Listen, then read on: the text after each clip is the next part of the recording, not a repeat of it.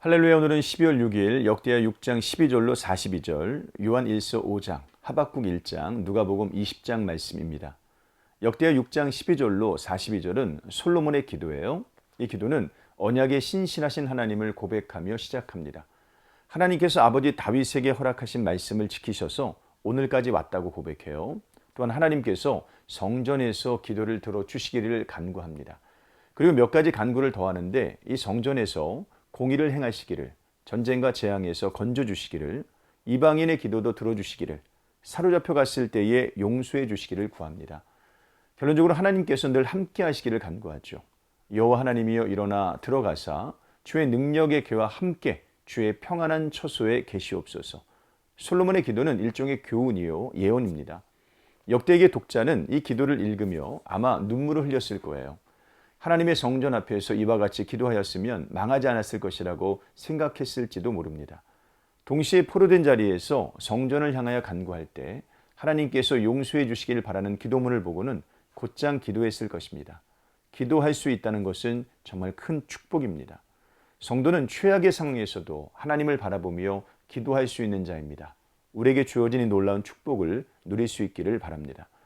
요한일서 5장은 하나님께 속한 자로 어떻게 살아야 하는지를 반복해서 가르치고 계세요. 하나님께 속한 자는 예수님께서 그리스도이심을 믿습니다.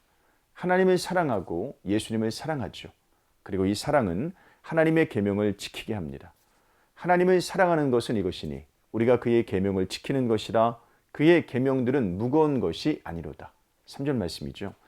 하나님께 속한 자는 세상을 이깁니다. 세상에 속한 죄를 짓지 않습니다. 하나님께서 그를 지키셔서 악한 자가 만지지도 못하게 하시죠. 그러므로 우리는 하나님께 속한 자로 우리 자신을 지켜서 우상을 멀리해야 됩니다. 하박국 1장은 비틀어진 세상을 보고 호소하는 하박국 선지자의 질문이에요. 하박국 선지자는 하나님을 향해 묻습니다. 어찌하여 내게 죄악을 보게 하시며 폐역을 눈으로 보게 하시나이까? 3절 말씀이에요. 율법이 해이하고 정의가 전혀 시행되지 않는데도 하나님께서 손을 놓고 계신 것처럼 보인 거죠. 하박국 선지자의 질문에 하나님은 갈대아 사람들을 통해 심판을 준비하고 있다고 말씀하세요. 하박국 선지자는 갈대아 사람들처럼 악한 이들에게 심판을 맡기셔도 되는지를 다시 묻습니다. 그가 그물을 떨고는 계속하여 여러 나라를 무자비하게 멸망시키는 것이 옳으니까. 17절 말씀이죠. 본문은 정의에 관한 논쟁이에요. 정확한 답변은 아직 나오지 않지만 하나님께서 이 논쟁에 답하고 계신다는 점이 중요합니다. 하나님은 우리의 의문에 답을 주세요. 우리의 갈등에 해답을 제공하십니다. 하나님께서 말씀하시기 때문에 우리가 하나님을 믿을 수 있는 것이죠.